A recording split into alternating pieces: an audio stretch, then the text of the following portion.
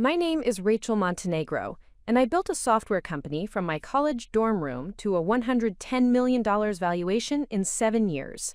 Then my stepmother convinced the board to make my half-sister CEO while I was recovering from surgery, so I deleted every line of code I had ever written and watched their empire crumble in real time.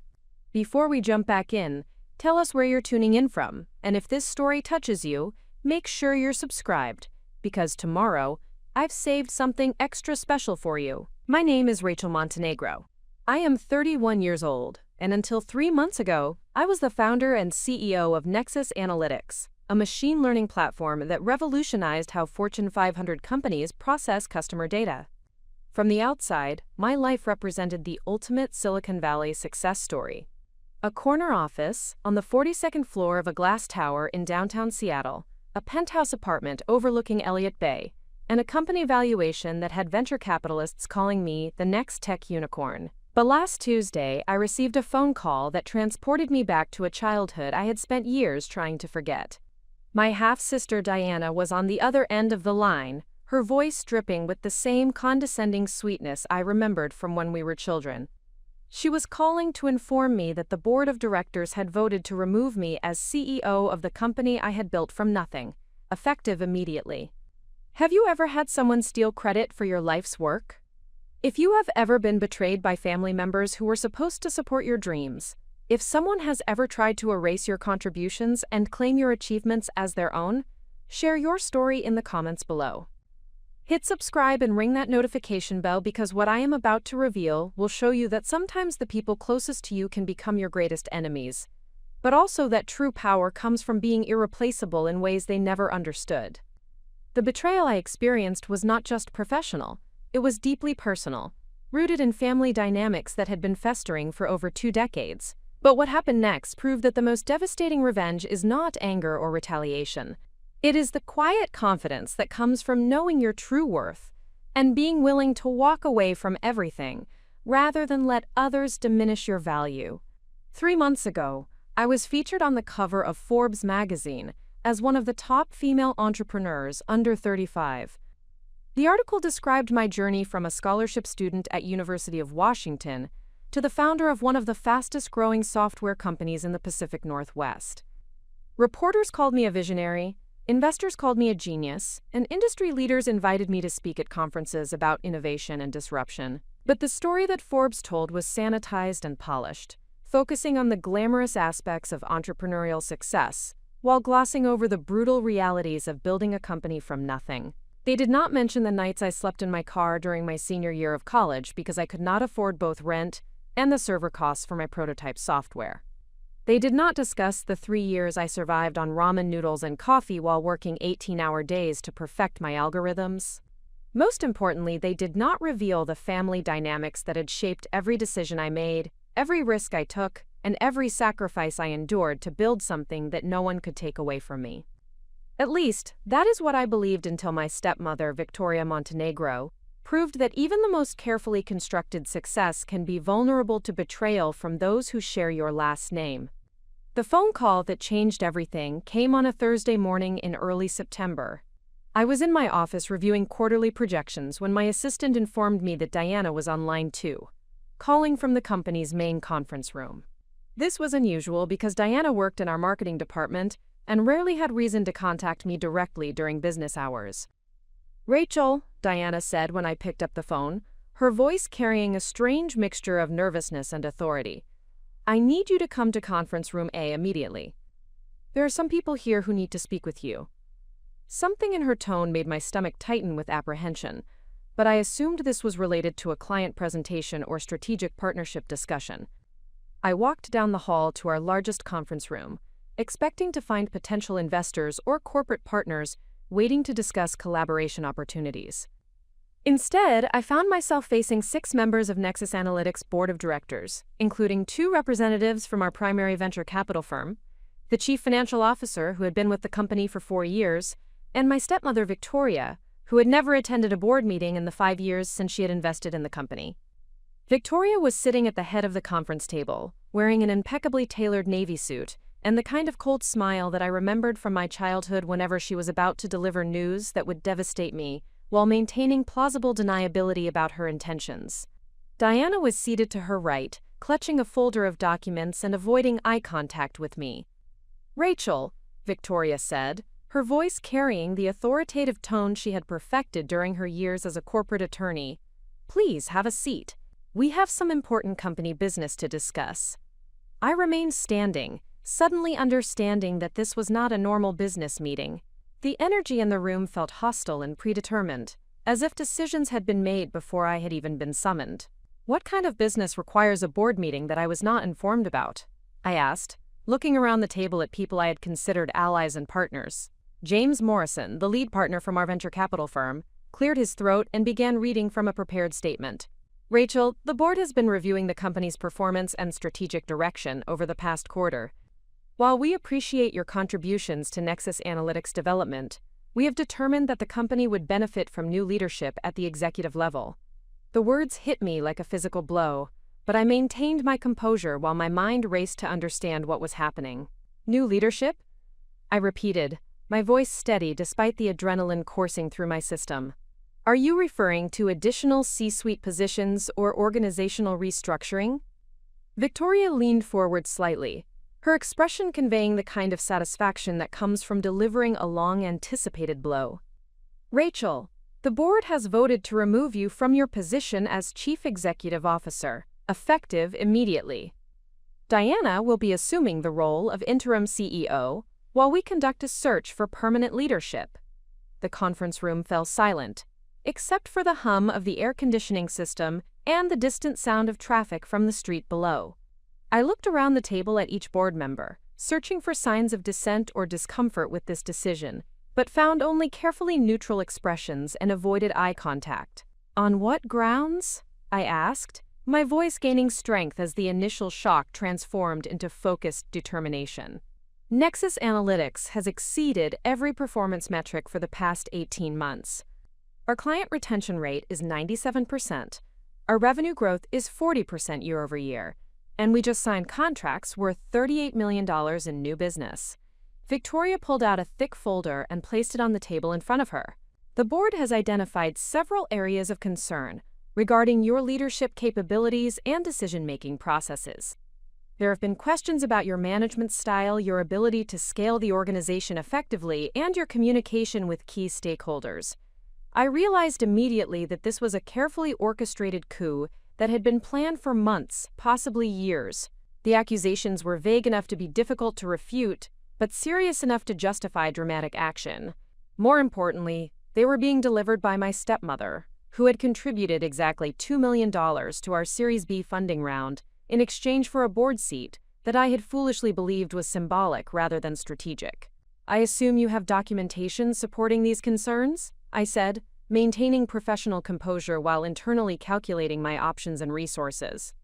James Morrison spoke up, his voice carrying the uncomfortable tone of someone who knew he was participating in something ethically questionable, but financially advantageous. "Rachel, this decision was not made lightly. The board has been discussing these issues for several months, and we believe that new leadership will position the company for continued growth and expansion." Diana finally looked up from her folder, her eyes meeting mine for the first time since I had entered the room. "Rachel, we want this transition to be as smooth as possible. We are prepared to offer you a generous severance package and a consulting role that would allow you to maintain involvement with the company's technical development." The patronizing tone in Diana's voice triggered memories of our childhood, when she would offer to help me with homework or share her toys in ways that always resulted in her gaining advantage while making me feel grateful for scraps of consideration. She was 3 years younger than me, had joined Nexus Analytics only 18 months earlier with no relevant experience, and had never written a single line of code or closed a single major deal. "Let me understand this correctly," I said, walking slowly around the conference table while maintaining eye contact with each board member. "You are removing me as CEO of the company I founded, that I built from nothing, that carries my technical innovations and strategic vision, and you are replacing me with someone who has been here for less than 2 years and whose primary qualification is being Victoria's daughter." Victoria's expression hardened, and for a moment I saw the cold calculation that had always existed beneath her polished exterior.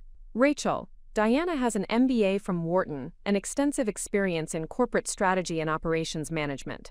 She is highly qualified to lead this organization through its next phase of growth." I laughed, not with humor, but with the kind of bitter recognition that comes from finally understanding the scope of a betrayal that has been years in the making. Diana's MBA is in marketing, and her experience consists of 18 months in our marketing department and 2 years at a consulting firm where she analyzed other people's businesses without ever building anything herself. The room fell silent again, and I could see discomfort spreading across the faces of board members who were beginning to realize they were witnessing a family drama rather than a professional transition. But Victoria had clearly prepared for this moment, and she was not going to allow emotional appeals or logical arguments to derail her carefully planned coup. Preparing and narrating this story took us a lot of time, so if you are enjoying it, subscribe to our channel, it means a lot to us. Now back to the story. "Rachel," Victoria said, her voice taking on the kind of measured tone that lawyers use when delivering devastating news. "Your emotional reaction to this decision demonstrates exactly the kind of leadership instability that concerns the board. Diana has the temperament and strategic thinking necessary to guide Nexus Analytics through complex growth challenges." I realized in that moment that Victoria had been planning this betrayal since the day she invested in my company, possibly since the day I had first achieved success that exceeded anything her biological daughter had accomplished. This was not about company performance or leadership capabilities. This was about a woman who could not tolerate watching her stepdaughter succeed in ways that made her own daughter's achievements seem mediocre by comparison. The meeting continued for another 20 minutes, during which various board members presented financial projections and strategic analyses that had obviously been prepared to justify a predetermined decision. They discussed transition timelines, severance packages, and consulting arrangements with the kind of professional efficiency that masked the personal destruction they were orchestrating. Throughout this presentation, I remained silent, listening carefully and taking mental notes while formulating a response that would be both immediate and decisive. Victoria and Diana had clearly spent months preparing for this moment, building alliances with board members, and creating justifications for their actions. But they had made one critical error in their planning. They had forgotten that Nexus Analytics was not just a company I had founded. It was a software platform that I had personally architected, coded, and refined over 7 years of obsessive development. Every algorithm, every user interface, every data processing protocol, and every security feature existed because I had created it. The company's value was not in its office space, its client relationships, or its brand recognition. The company's value was in the proprietary technology that existed solely in my mind and in code repositories that I controlled. As Victoria concluded her presentation and the board members began discussing implementation timelines, I stood up from the conference table and walked toward the door. "Rachel," Diana called after me, "we need to discuss the transition process and your severance terms." I turned back to face the room, looking directly at Victoria while addressing my response to the entire board. "There will be no transition process because there is nothing to transition. You have voted to remove me as CEO of my own company, which is your legal right as board members. But you seem to have forgotten that the technology platform you are acquiring control of exists, because I created it, I maintain it, and I control access to it." Victoria's expression shifted from satisfaction to concern as she began to understand the implications of what I was saying. "Rachel, you have contractual obligations regarding intellectual property and proprietary technology. Any attempt to sabotage or damage company assets would result in immediate legal action." I smiled for the first time since entering the conference room, but it was not a friendly expression. "Victoria, I am not going to sabotage anything. I am simply going to exercise my right to protect my intellectual property and remove my personal contributions from a company that no longer wants my leadership." Over the following week, I systematically and methodically deleted every line of code I had ever written for Nexus Analytics.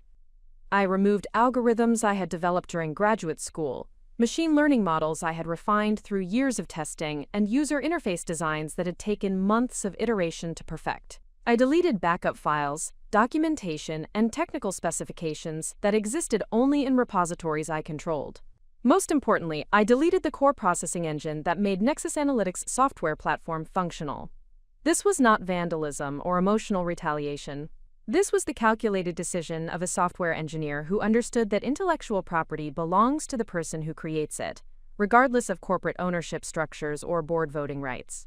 Within 72 hours of my removal as CEO, Nexus Analytics' software platform stopped functioning. Client data could not be processed, new accounts could not be created, and existing users could not access their analytics dashboards. Diana, who had been installed as my replacement, discovered that being CEO of a technology company requires more than an MBA and corporate strategy experience. The emergency board meeting that followed was, according to sources who remained loyal to me, the most chaotic and desperate corporate gathering in the company's history. Diana had to admit to clients and investors that the entire technological foundation of the business had disappeared overnight.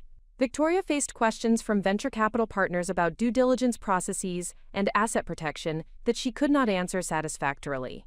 By the end of the month, Nexus Analytics had lost 60% of its client base, 2 major venture capital firms had withdrawn their support, and the company's valuation had dropped from $110 million to essentially zero. Diana lasted 6 weeks as CEO before resigning, and Victoria was removed from the board of directors by unanimous vote of the remaining members. The technology industry is smaller than most people realize, and news of the Nexus Analytics collapse spread quickly through investor networks and startup communities. But rather than damaging my reputation, the story enhanced it. Other entrepreneurs and investors recognized that I had demonstrated something rare and valuable: the integrity to walk away from everything, rather than allow others to diminish my contributions. Within 2 months of leaving Nexus Analytics, I received funding offers from 3 different venture capital firms who wanted to support my next project. By the end of the year, I had founded Meridian Systems, a new software company that builds on the innovations I had developed at Nexus Analytics, but with ownership structures and legal protections that ensure no one can steal my work again. The Forbes article that featured me on their cover was published 6 months after the Nexus Analytics collapse, and the journalist who interviewed me specifically wanted to understand how I had turned corporate betrayal into entrepreneurial opportunity. What would you tell other founders who are facing similar challenges from family members or business partners? She asked during our interview. My answer was simple but comprehensive. Never build anything you are not prepared to destroy, rather than let others control it. And never trust anyone with your life's work who has not earned that trust through their own sacrifices and contributions. Today, Meridian Systems is valued at $85 million and growing rapidly, with client contracts that exceed anything Nexus Analytics ever achieved. Diana works for a marketing agency in Portland, earning a fraction of what she might have made if she had been content to succeed through her own efforts, rather than through eliminating mine. Victoria returned to her law practice, where she specializes in corporate governance and apparently learned nothing from her spectacular failure as a board member. But this story is not really about revenge or family drama or corporate politics. This story is about understanding your own value and being willing to protect it, even when that protection requires sacrificing everything you have built. It is about recognizing that some people will never celebrate your success because your achievements make their failures more visible. Most importantly, this story is about the fact that true power in any field comes from being irreplaceable, not from titles or positions or board votes. When you create something genuinely valuable, something that exists because of your unique talents and contributions, you hold power that no one can vote away or steal through manipulation. The technology industry is full of stories about founders who were pushed out of companies they created. From Steve Jobs at Apple to the founders of Twitter and Facebook who lost control to investors and boards of directors. But most of those founders did not have the technical knowledge or legal positioning to take their innovations with them when they left. I did, because I had learned early in my career that intellectual property is the only asset that truly belongs to its creator. Everything else, offices, employees, client relationships, brand recognition, can be transferred or stolen. But knowledge, creativity, and the ability to build something from nothing cannot be taken away unless you surrender them voluntarily. The most satisfying part of this entire experience was not watching Nexus Analytics collapse or seeing Victoria and Diana face the consequences of their betrayal. The most satisfying part was proving to myself that I did not need their approval, their support, or their company to succeed. I had built Nexus Analytics once, and I could build something even better without them. That knowledge, that absolute confidence in my own capabilities and value, is worth more than any corporate title or board position or family relationship. It is the foundation of true success. Knowing that your achievements belong to you, that your talents cannot be diminished by others, and that you have the power to create value wherever you go. This is just the beginning of my story, and if you want to understand how a girl from a working-class family in Tacoma became someone who could walk away from a $100 million company rather than compromise her principles, you need to hear about the childhood that taught me the difference between people who build things and people who steal them. My story begins in Tacoma, Washington, in a 2-bedroom apartment above a laundromat that my mother, Elena Montenegro, managed for $43 a day plus free rent.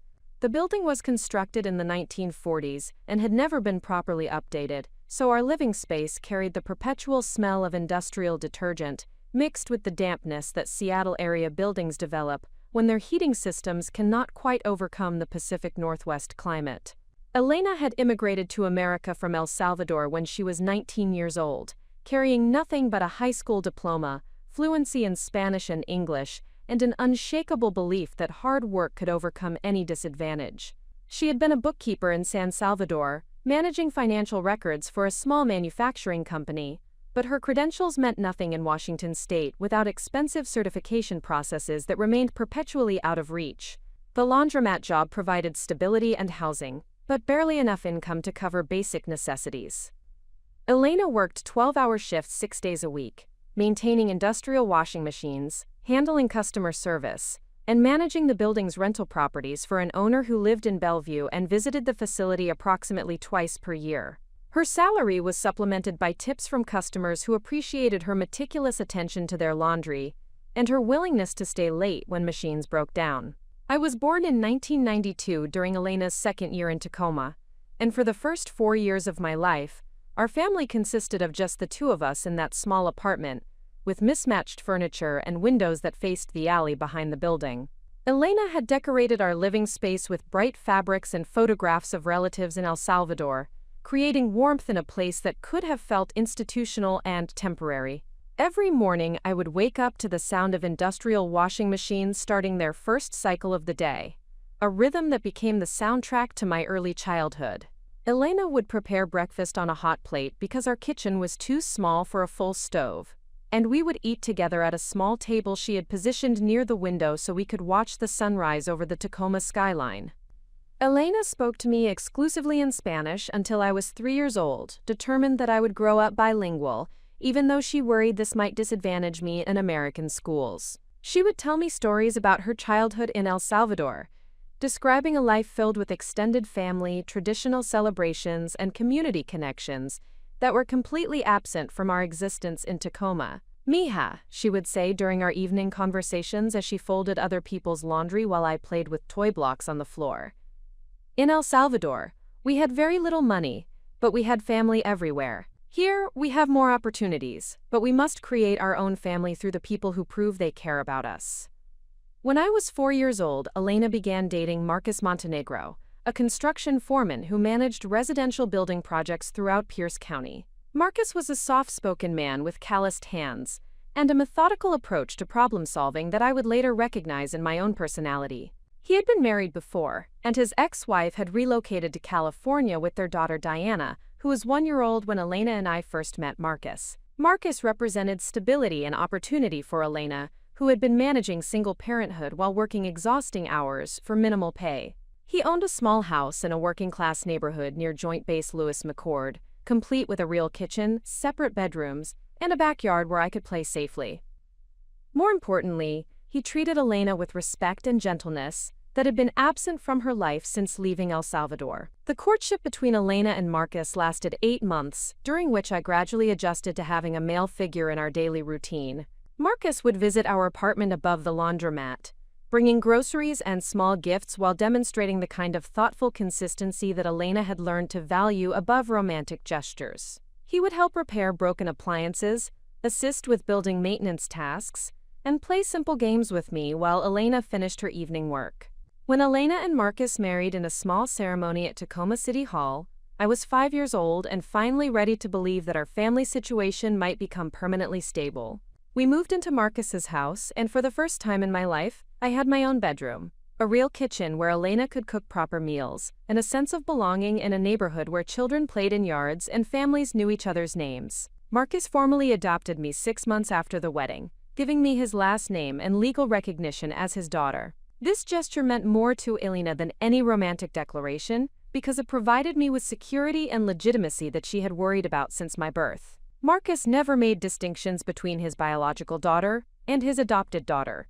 At least not during the early years when Diana lived in California and visited only during summer months. The house in Tacoma became a place where I could develop interests and hobbies that had been impossible in our cramped apartment above the laundromat. Marcus had converted the basement into a workshop where he restored furniture and built custom cabinets during evenings and weekends. He taught me to use basic tools, measure accurately, and understand how things were constructed. Lessons that would prove invaluable when I later needed to build software systems from foundational principles. Elena continued working at the laundromat for 2 more years after our move, but Marcus eventually convinced her to pursue a certification program that would allow her to work as a bookkeeper for legitimate businesses rather than managing industrial washing machines. She attended evening classes at Tacoma Community College while maintaining her job, studying accounting principles and business software applications at our kitchen table after I had gone to bed. Those evening study sessions became formative experiences for me. Even though I was too young to understand the content Elena was learning, I would sit beside her with coloring books or simple puzzles, absorbing the discipline and concentration she brought to mastering new skills. She would explain basic mathematical concepts to me as she worked through her assignments, teaching me to add and subtract long before I encountered these operations in school.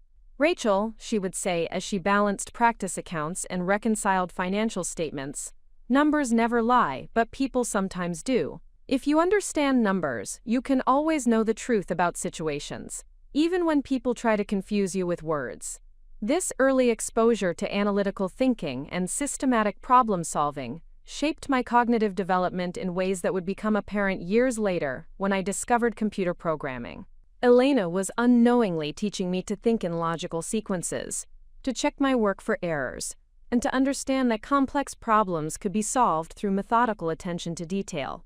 When I started kindergarten at Lockburn Elementary School, I was already reading at a 2nd grade level and could perform mathematical calculations that impressed my teachers. Elena had spent countless hours reading to me in both Spanish and English, using library books and educational materials she obtained through community programs designed to support immigrant families. My academic abilities were immediately apparent to my kindergarten teacher, Mrs. Rodriguez, who recommended that I be tested for the district's gifted education program.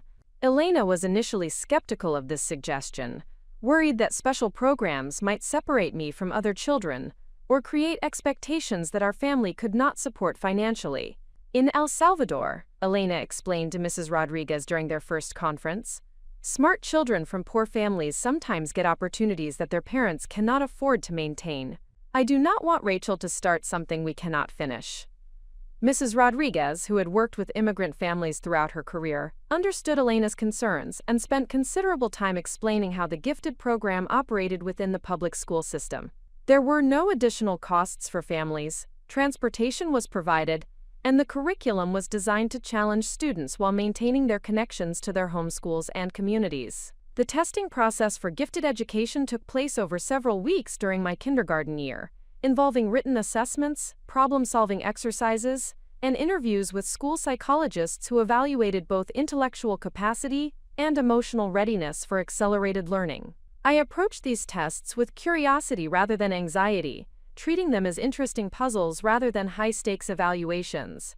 The results showed that I scored in the 98th percentile for verbal reasoning and the 99th percentile for mathematical logic, placing me among the highest-performing students in the entire district. Mrs. Rodriguez called Elena with the results and recommended immediate placement in advanced academic programs that could provide appropriate intellectual challenges.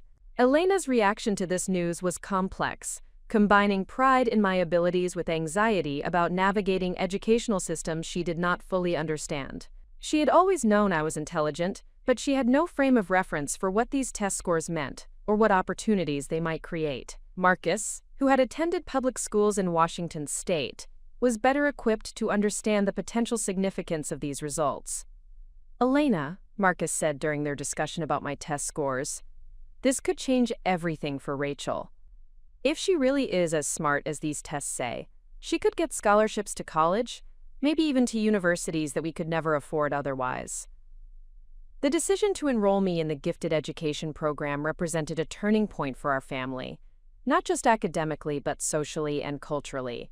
Elena would need to interact with teachers, administrators, and other parents who came from different economic and educational backgrounds. She would need to advocate for my educational needs while learning to navigate institutional systems that operated according to unwritten rules she had never encountered. During the summer before first grade, Elena enrolled herself in an English as a second language course, specifically designed for parents whose children were entering advanced academic programs. She was determined to ensure that language barriers would not prevent her from supporting my education effectively. She practiced pronunciation, learned educational terminology, and studied American school culture with the same methodical approach she had brought to her bookkeeping certification. My first day in the gifted education program was also Elena's first experience with the social dynamics of high-achieving academic environments. The other parents dropping off their children were predominantly white, well-dressed, and comfortable discussing educational strategies and enrichment opportunities that were completely foreign to our family's experience. Elena had dressed in her best professional clothes and practiced English phrases she might need during conversations with teachers or other parents. She walked me to the classroom door, spoke briefly with my new teacher, and returned home feeling overwhelmed by the differences between our family and the families surrounding us in this new educational environment. That evening, as Elena helped me organize school supplies and prepare for the academic challenges ahead, she shared advice that would shape my approach to competition and achievement for the rest of my life. "Mija," she said as we arranged pencils and notebooks on my small desk, "some of these children have parents who went to university, who understand how schools work, who know how to help their children succeed. We are learning these things together, but that does not mean you cannot be as successful as they are." She paused, looking directly at me with the kind of serious expression that indicated she was sharing something important. "You will work harder than some of these children because you are starting from a different place. But working harder will make you stronger, and being stronger will help you succeed in ways that they might not be able to understand." This conversation established a framework for understanding academic competition that emphasized effort over natural talent, resilience over initial advantages, and long-term development over short-term comparisons. Elena was teaching me that success would require sustained effort, and that our family's lack of educational background was a challenge to overcome rather than an excuse for accepting limitations. The first year in the gifted program was academically stimulating, but socially challenging. I was intellectually capable of handling the accelerated curriculum, but I lacked the cultural references and background knowledge that many of my classmates took for granted. They discussed family trips to museums and educational destinations, summer camps focused on science or technology, and books their parents had recommended that were not available in our local library. Elena addressed these gaps through systematic research and community resource utilization that demonstrated remarkable creativity and determination. She identified free cultural events in Tacoma and Seattle, arranged transportation to museums and educational programs, and created learning opportunities that substituted for the expensive enrichment activities that other families could afford.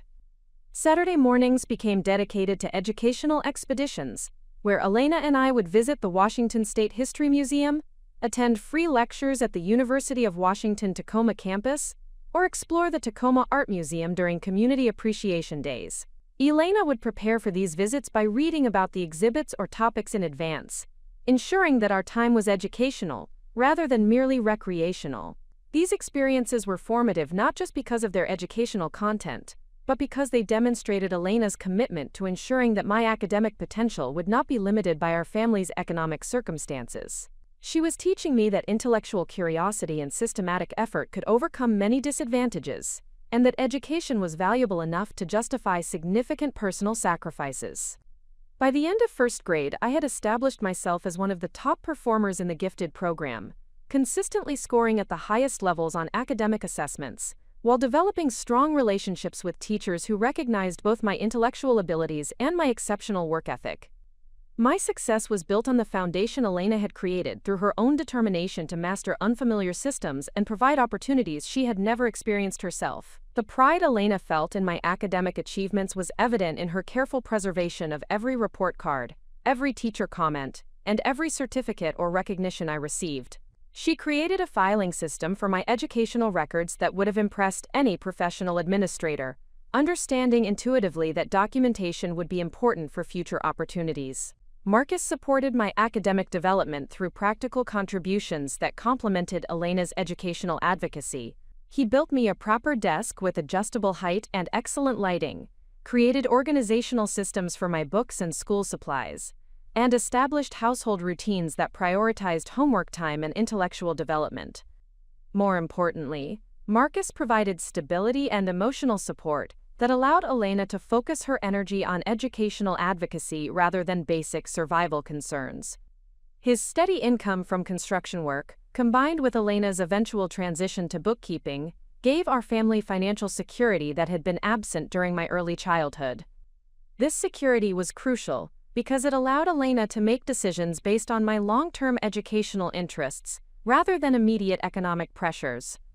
When teachers recommended additional testing, special programs, or educational opportunities that required time or transportation costs, Elena could consider these suggestions seriously rather than automatically declining due to financial constraints. The foundation of academic excellence, family support, and systematic effort that was established during these early years would prove essential when I later faced challenges that tested both my intellectual capabilities and my resilience.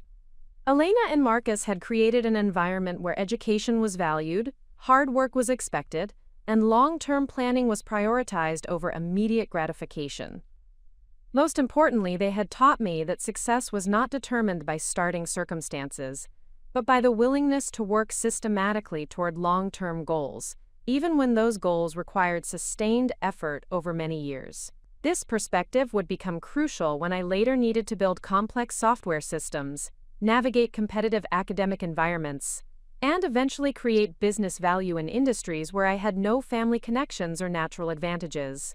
The lessons learned during these formative years were not just about academic achievement, but about character development, resilience, and the understanding that true success comes from the ability to create value through sustained effort rather than depending on inherited advantages or external validation.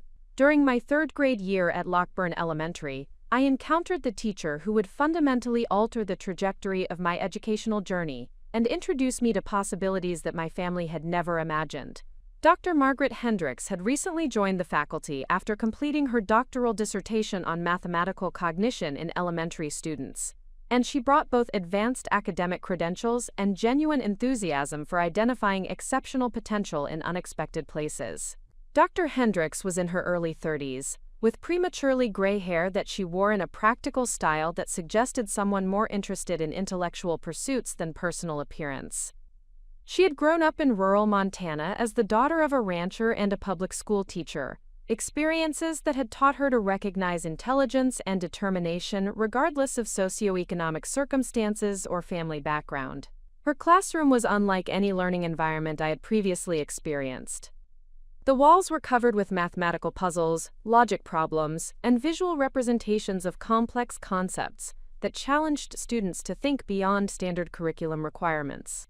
She had arranged the desks in collaborative clusters rather than traditional rows, encouraging discussion and peer learning that made academic work feel engaging rather than competitive. Dr. Hendricks possessed an unusual ability to observe student behavior and identify cognitive patterns that other teachers missed entirely.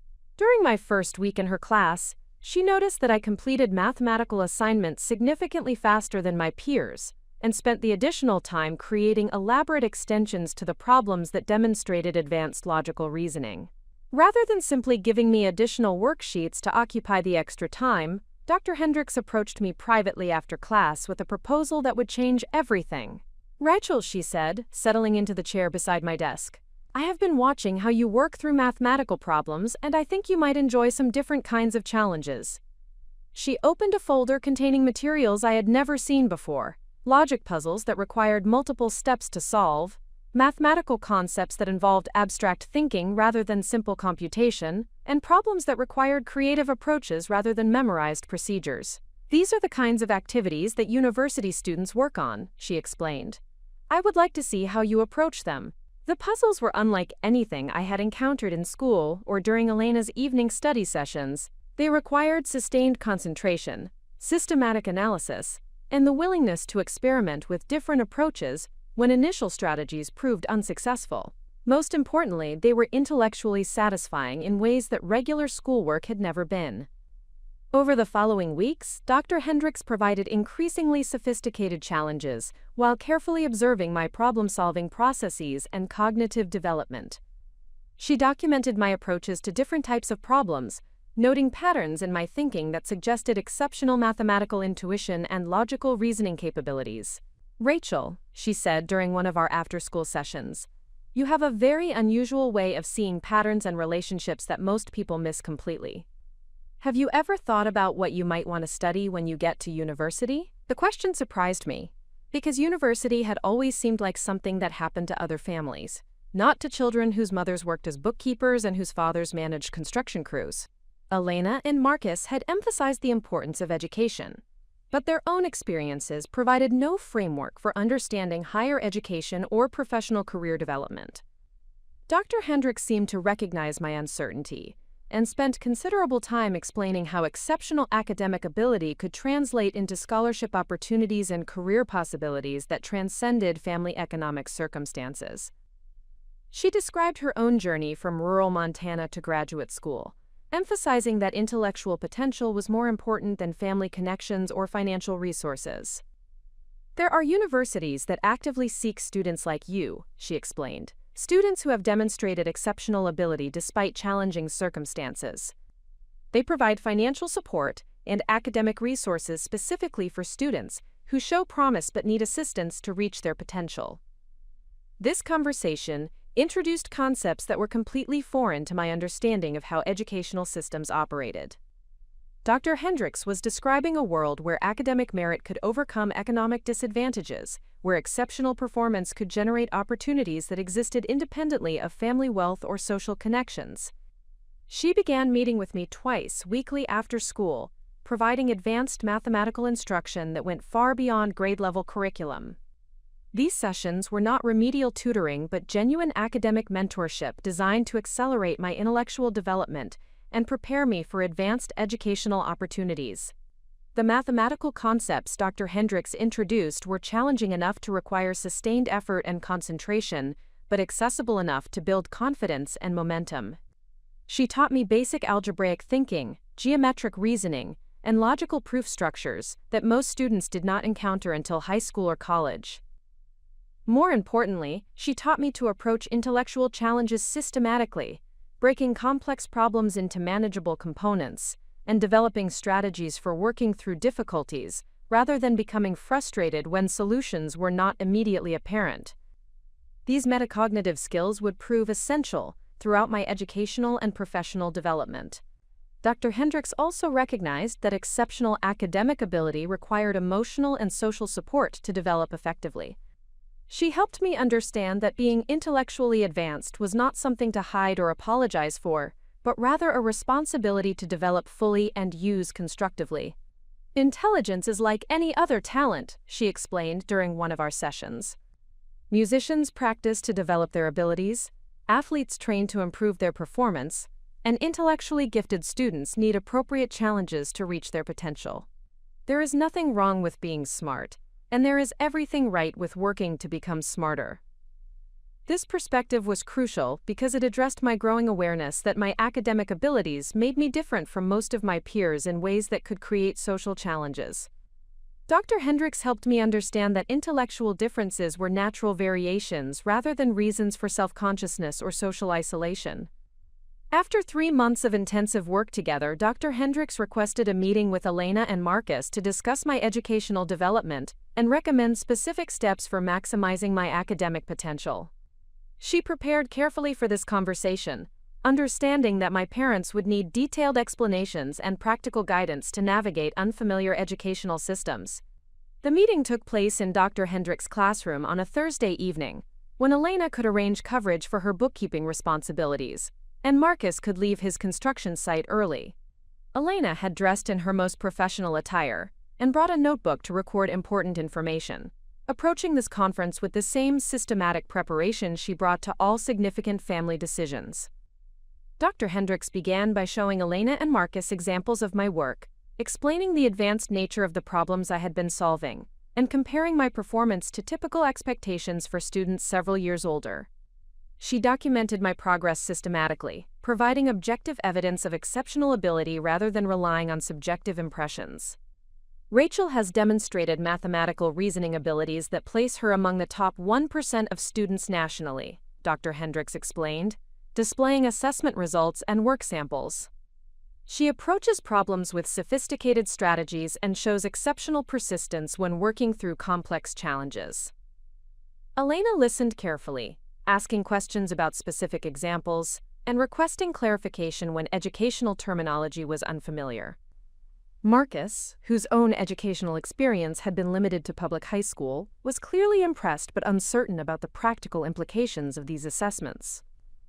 Dr. Hendricks then outlined specific recommendations for supporting my continued academic development. She described advanced educational programs available within the school district, explained application processes for specialized schools, and provided information about summer enrichment opportunities designed for academically gifted students. The most important decision you will need to make, Dr. Hendricks said, is whether Rachel should continue in standard grade-level classes or move into more accelerated programs that can provide appropriate intellectual challenges. This question forced Elena and Marcus to confront the reality that my educational needs were becoming more complex and specialized than they had anticipated. Advanced programs would require additional time commitments, transportation arrangements, and navigation of institutional systems that neither parent fully understood. Elena asked practical questions about program requirements, financial costs, and long-term educational pathways. Marcus wanted to understand how advanced programs would affect my social development and peer relationships. Both parents were clearly committed to supporting my academic growth, but needed guidance about making decisions that were outside their personal experience. Dr. Hendricks spent considerable time addressing their concerns, explaining how advanced academic programs operated, and describing support systems available for families who were navigating these opportunities for the first time.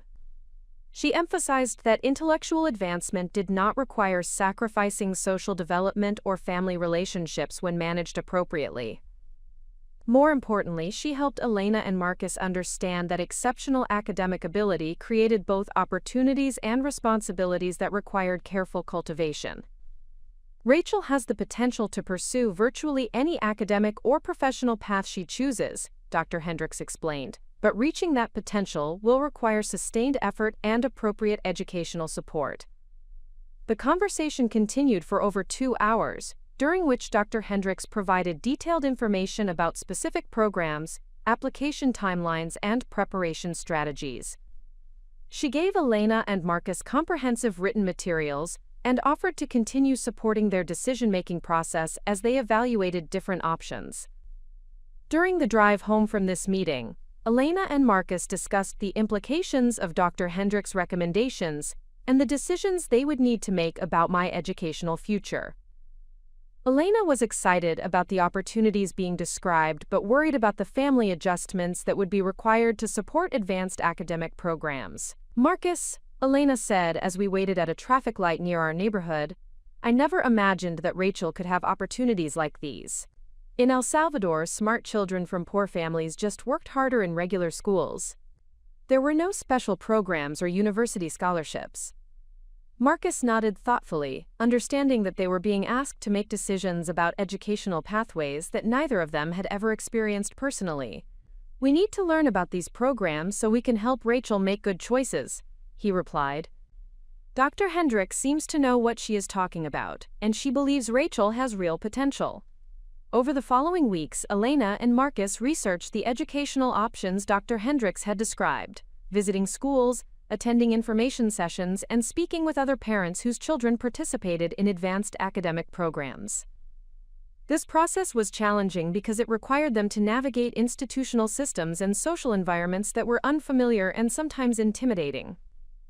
Elena approached this research with characteristic determination and systematic methodology. She created files for each program, documented admission requirements and deadlines, and developed comparison charts that allowed the family to evaluate different options objectively. She also arranged for translation assistance when necessary, and sought advice from other immigrant families who had successfully navigated similar educational decisions. The research process revealed that several excellent advanced programs were available, each with different strengths and requirements.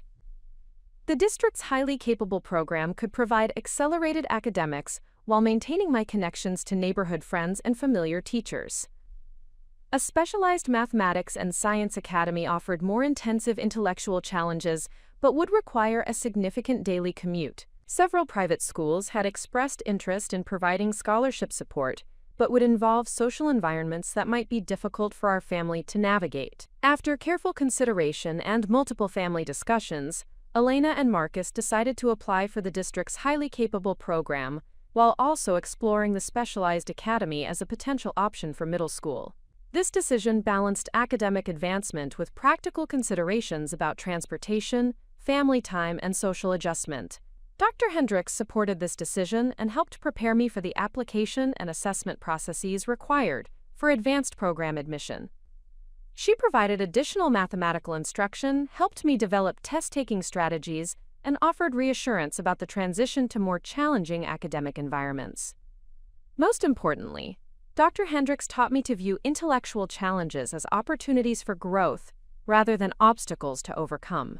"Rachel," she said during one of our final tutoring sessions, "you are going to encounter problems that are difficult enough to require real effort and sustained thinking. That is not a sign that you are not smart enough. That is a sign that you are finally getting problems that are worth your intelligence." The application process for advanced programs required extensive documentation of academic ability, including standardized test scores, teacher recommendations, and examples of exceptional work. Dr. Hendricks helped coordinate these requirements, ensuring that my application materials accurately represented my capabilities and potential. The testing sessions were more comprehensive than anything I had previously experienced, involving multiple assessments of mathematical reasoning, verbal ability, and creative problem-solving skills. Dr. Hendricks had prepared me thoroughly for these evaluations, so I approached them with confidence rather than anxiety. When the acceptance letters arrived in early spring, confirming admission to the highly capable program and waitlist status for the specialized academy, Elena cried with pride and relief. Dr. Hendricks had been correct about my academic potential, and the doors she had helped open would provide educational opportunities that could transform my entire future. The evening we received the acceptance notification, Dr. Hendricks called to congratulate our family and offer final advice about maximizing the opportunities these programs would provide. "Rachel," she said, "you have worked very hard to earn these opportunities, and your parents have made significant sacrifices to support your education. Remember that academic ability is a gift that comes with the responsibility to develop it fully and use it to help others." This conversation established a framework for understanding academic achievement that emphasized service and responsibility rather than personal advancement alone. Dr. Hendricks was teaching me that exceptional ability created obligations to contribute positively to society rather than simply pursuing individual success. The summer before beginning the highly capable program, Dr. Hendricks continued meeting with me weekly to provide advanced instruction and prepare me for the increased academic rigor I would encounter.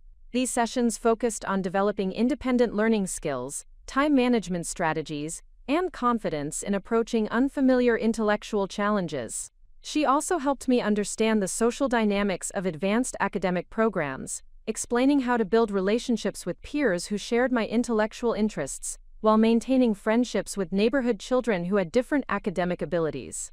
This guidance would prove essential as I navigated increasingly complex social environments throughout my educational journey.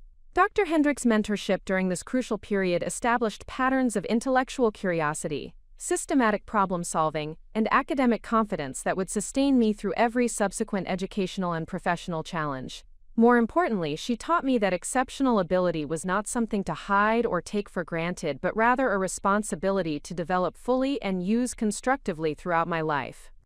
The opportunity that would fundamentally reshape my educational trajectory arrived through an unexpected phone call on a rainy Thursday afternoon in late April. Dr. Hendricks contacted Elena at her bookkeeping office with news that the Washington State Mathematics Foundation had selected me for their inaugural Young Scholars Summer Institute, a 6-week intensive program designed for exceptionally gifted middle school students from across the Pacific Northwest. This program represented far more than advanced academic instruction. The institute brought together 40 students who had demonstrated extraordinary mathematical potential, providing university-level coursework, research opportunities, and mentorship from mathematics professors at the University of Washington. Participants would live in supervised dormitories, attend lectures by renowned mathematicians, and complete independent research projects that could potentially be published in academic journals. The selection criteria had been rigorous. Students were required to score in the top 1% nationally on standardized mathematics assessments, demonstrate exceptional problem-solving abilities through portfolio submissions, and receive nominations from educators who could attest to their intellectual maturity and academic commitment. Only 2 students from the entire Tacoma School District had been selected, and I was the youngest participant chosen statewide. Dr. Hendricks explained the program's significance during an emergency family meeting she requested for that same evening. "Rachel," she said, settling into our living room with a folder of program materials, "this opportunity could change your entire educational pathway. The students who participate in programs like this often go on to attend the most prestigious universities in the country." The program description was both thrilling and overwhelming. Participants would study advanced topics including linear algebra, discrete mathematics, and mathematical modeling while working alongside graduate students and faculty researchers. The curriculum was designed to introduce exceptional students to university-level academic work while providing intensive mentorship and career guidance. However, the practical requirements for participation presented significant challenges for our family. The program cost was substantial, covering dormitory housing, meals, materials, and instructional fees. While partial scholarships were available for students demonstrating financial need, families were expected to contribute according to their economic capacity, and our contribution requirement was still more than Elena and Marcus had ever spent on anything except basic housing costs. The logistics were equally complex. The program was held at the University of Washington campus in Seattle, requiring participants to live away from home for 6 weeks during the summer. I would be 13 years old, had never spent more than 2 nights away from my family, and would be living in an environment with students who came from dramatically different social and economic backgrounds. Elena's initial reaction combined pride in my selection with anxiety about the practical challenges of participation. "Misha," she said after Dr. Hendricks had explained the program requirements, "this is a great honor, but we need to understand what we are committing to as a family." Marcus approached the decision with his characteristic methodical analysis, creating spreadsheets to calculate the financial impact and researching transportation options for visiting me during the program. The cost would require using most of the emergency savings they had accumulated over 3 years of careful budgeting, but he believed the educational opportunity justified the financial sacrifice. The application process for financial assistance required extensive documentation of our family's income, expenses, and assets. Elena spent several evenings completing forms that required detailed explanations of our economic circumstances, a process that was both necessary and somewhat humiliating for parents who had worked hard to achieve financial stability.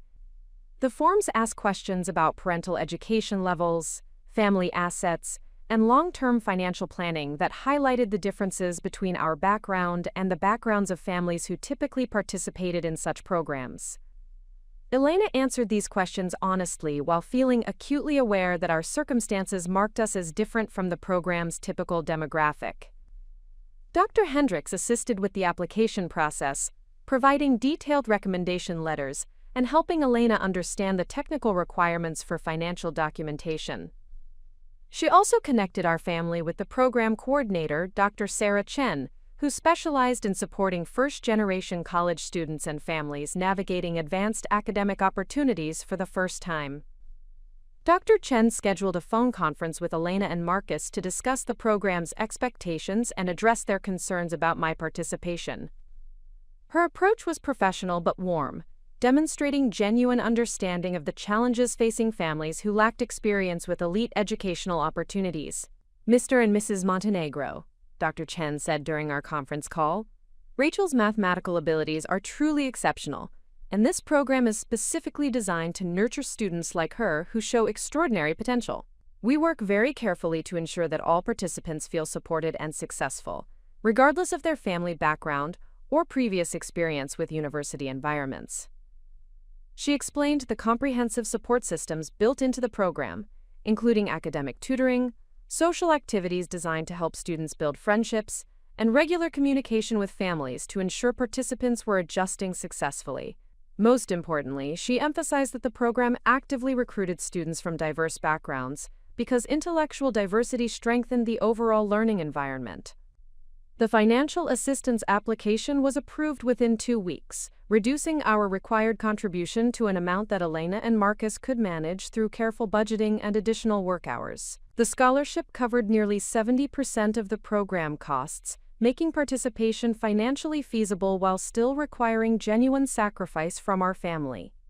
Elena's work schedule needed significant adjustment to accommodate my absence and the additional income required to cover program expenses. She arranged to work extended hours during the spring months leading up to the program, taking on additional bookkeeping clients and working weekend assignments that normally would have been family time. Marcus similarly adjusted his construction schedule, accepting overtime opportunities and additional projects that would generate the income needed to support my participation.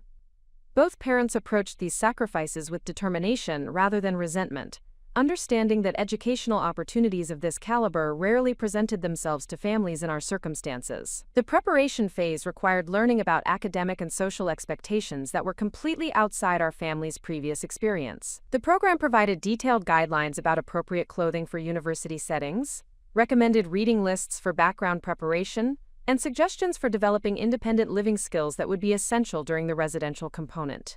Elena researched campus life, university culture, and social dynamics that I might encounter as a 13-year-old living alongside 15- and 16-year-old students who came from more privileged backgrounds. She wanted to prepare me for social situations while ensuring that I maintained confidence in my own abilities and worth. The shopping process for program-appropriate clothing and supplies required careful research and budgeting. Elena visited multiple stores to find professional-looking clothes that were suitable for university settings but affordable enough to fit within our limited budget. She approached this task with the same systematic attention she brought to all family financial decisions. Dr. Hendricks continued providing academic preparation throughout the spring semester, introducing mathematical concepts that would be covered in the program and helping me develop the independent study skills that would be essential for success in the university environment. These sessions focused on building confidence with challenging material while teaching me to seek help appropriately when concepts were difficult to grasp initially. The emotional preparation was equally important.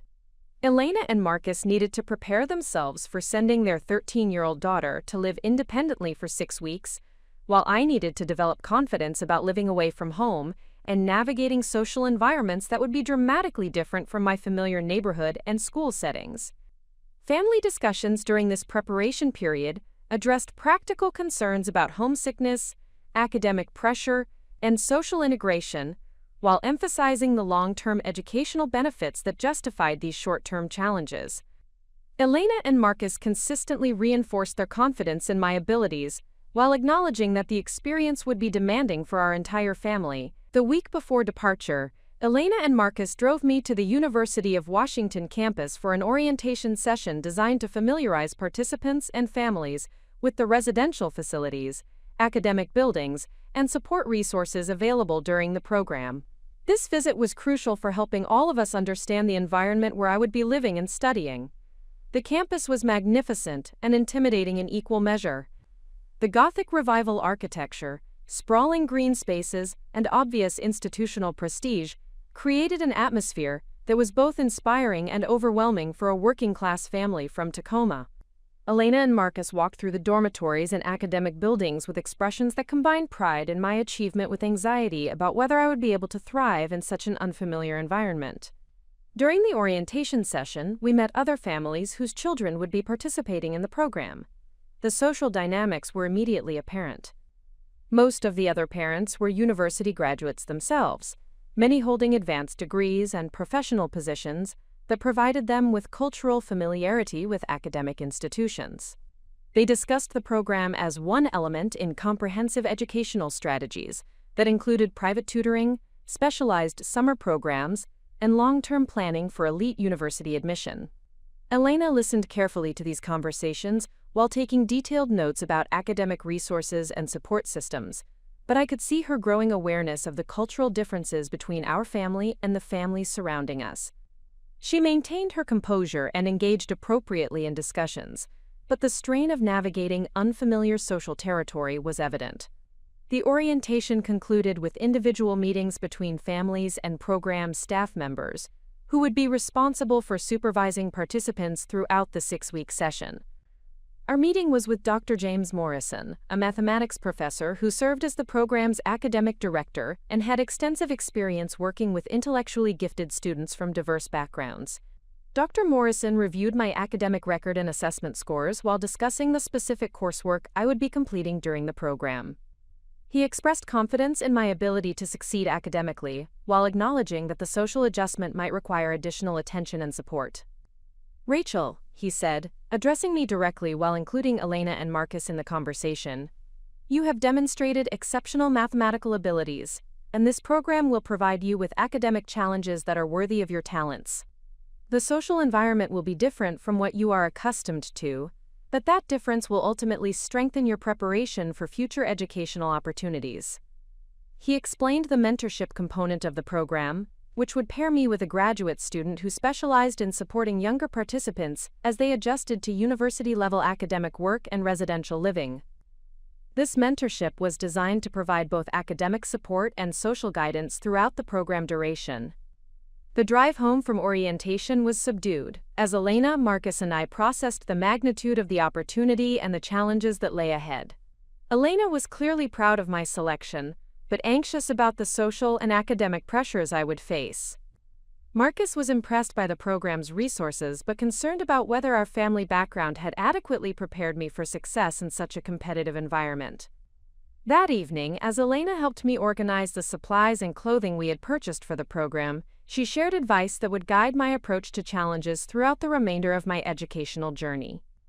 "Mija," she said as we folded clothes and arranged materials in the suitcase we had borrowed from a neighbor, "you are going to be surrounded by students who have had advantages that we could not provide.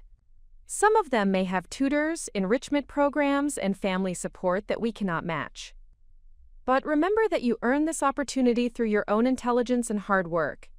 She paused in her packing, looking directly at me with the kind of serious expression that indicated she was sharing something crucial.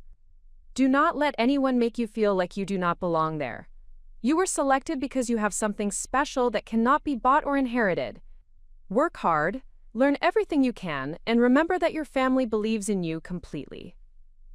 This conversation established a framework for approaching competitive academic environments that emphasized personal merit over inherited advantages, while acknowledging the reality of social and economic differences that would be part of my educational experience. Elena was teaching me to maintain confidence in my own worth while working systematically to overcome any disadvantages created by our family's circumstances. The night before departure, Elena and Marcus gave me a card they had written together, expressing their pride in my achievement and their confidence in my ability to succeed in this challenging environment. The card included practical advice about managing homesickness, seeking help when needed, and maintaining perspective about temporary difficulties. More importantly, the card included their promise to support my educational goals regardless of the sacrifices required, and their assurance that my academic success would benefit our entire family by creating opportunities that had never been available to previous generations. Elena and Marcus were making it clear that my education was a family investment rather than an individual pursuit, and that my eventual success would validate their belief in the transformative power of education and hard work. The morning of departure arrived with the kind of Pacific Northwest drizzle that made the University of Washington campus appear both mysterious and imposing through the windshield of Marcus's construction truck. Elena had insisted on accompanying me to ensure proper check-in procedures, despite the lost wages this decision represented. She carried herself with the dignified composure she reserved for important family occasions, wearing her most professional attire and maintaining the calm determination that had sustained our family through every significant transition. The dormitory assigned to program participants was McMahon Hall, a modern residential facility that housed undergraduate students during the regular academic year. The building's contemporary architecture and institutional efficiency created an atmosphere that was simultaneously welcoming and intimidating for someone whose previous overnight experiences had been limited to relatives' homes and school camping trips. The check-in process revealed the demographic composition of the Young Scholars program in ways that orientation sessions had not fully conveyed. Families arrived in vehicles that ranged from luxury sedans to practical minivans, but our construction truck was the only work vehicle in the parking area. Most parents wore clothing that suggested professional careers and economic comfort, while their conversations referenced previous summer programs, university connections, and educational planning strategies that assumed substantial financial resources. Elena observed these dynamics with careful attention while maintaining appropriate social engagement with other families. She had prepared conversation topics and questions that demonstrated her genuine interest in my educational development without revealing her unfamiliarity with elite academic environments. Her approach was professional and thoughtful, though I could sense her acute awareness of the cultural differences surrounding us. My assigned roommate was Jennifer Chang, a 15-year-old from Bellevue, whose parents were both technology executives and whose academic preparation included private tutoring, competitive mathematics programs, and summer enrichment experiences that had been ongoing since elementary school. Jennifer's side of our shared room was equipped with organizational systems, technological devices, and personal items that reflected both economic privilege and systematic preparation for academic competition. Jennifer herself was pleasant and intellectually curious, approaching our initial conversation with genuine interest rather than condescension. However, her casual references to previous summer programs, international travel experiences, and family educational resources highlighted the vast differences in our academic preparation and family circumstances. "Where did you attend summer programs before this?" Jennifer asked as we arranged our belongings in the dormitory room, a question that assumed participation in such programs was standard rather than exceptional. "This is my first academic summer program," I replied honestly, recognizing that this admission marked me as different from the typical participant demographic. Jennifer's expression shifted slightly as she processed this information, not with judgment but with surprise that suggested she had never encountered a peer who lacked extensive enrichment experiences. "Well, you must be really exceptional to get selected without previous program experience," she said, which was intended as encouragement but emphasized my outsider status.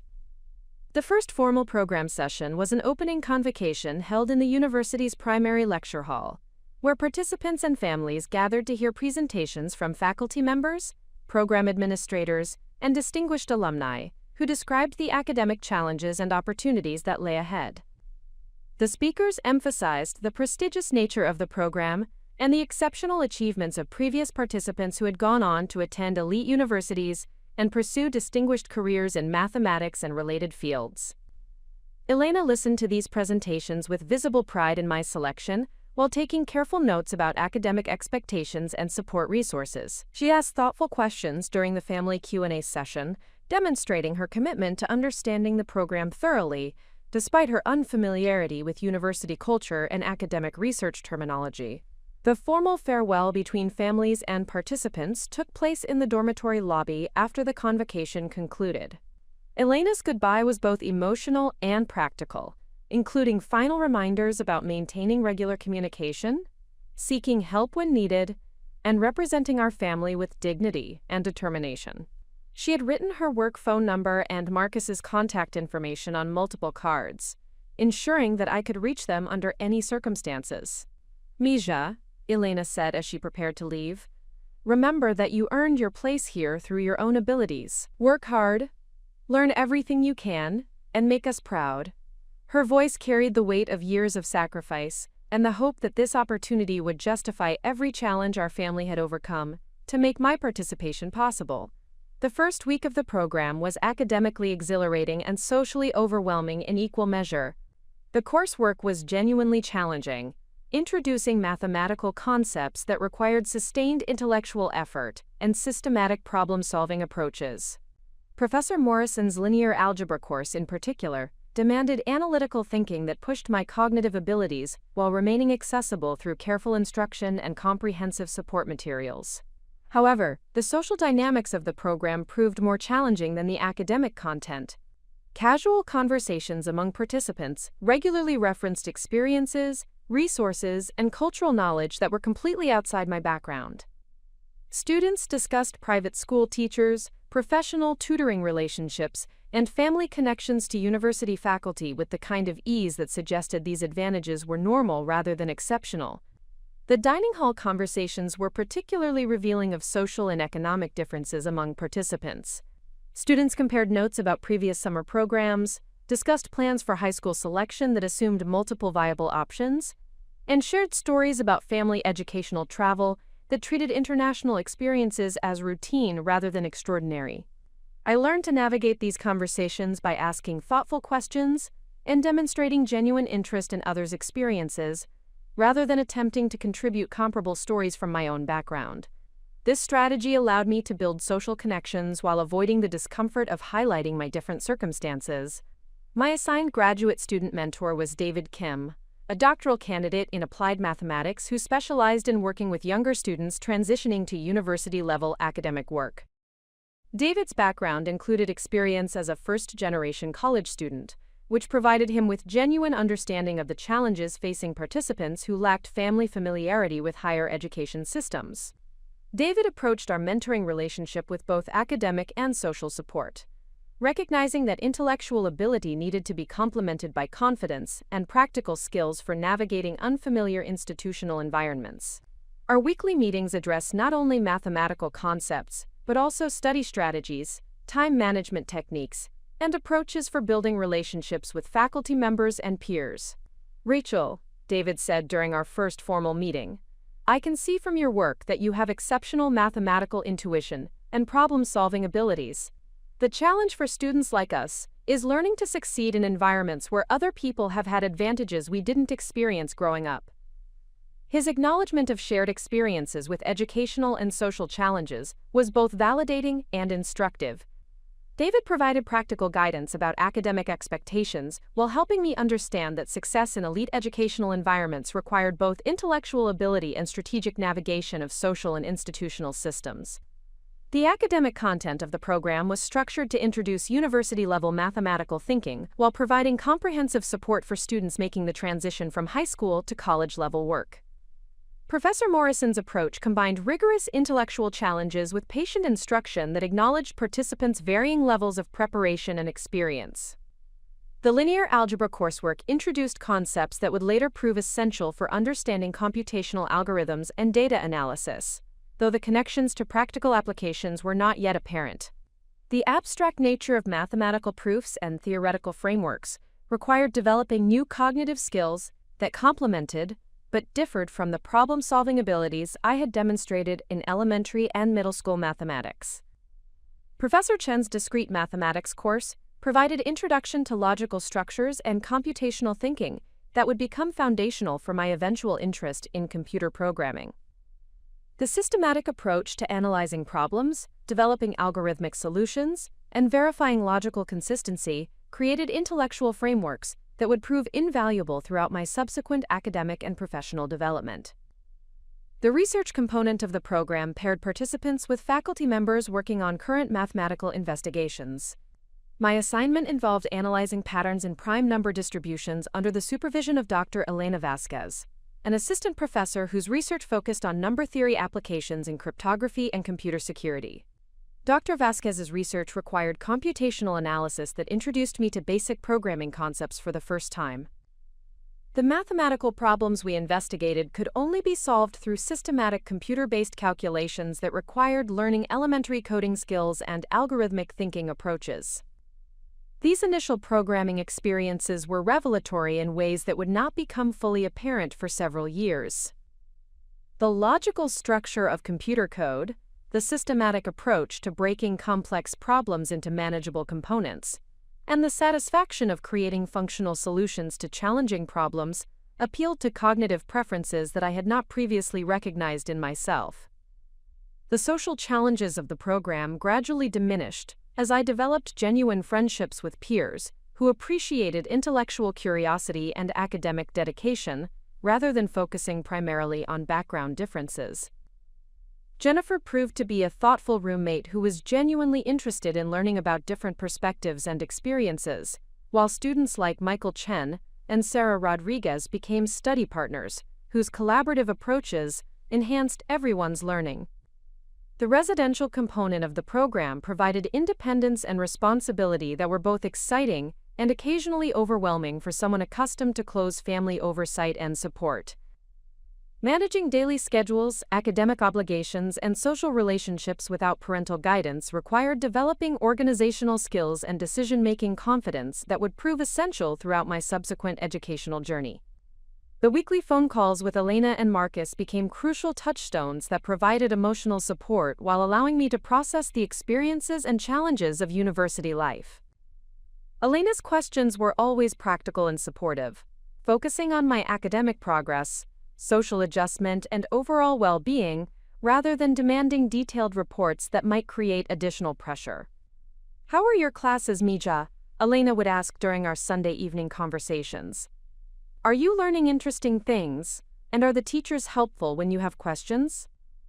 These conversations allowed me to share both successes and difficulties, while receiving encouragement and practical advice from parents who understood my academic goals, even when the specific content was outside their personal experience.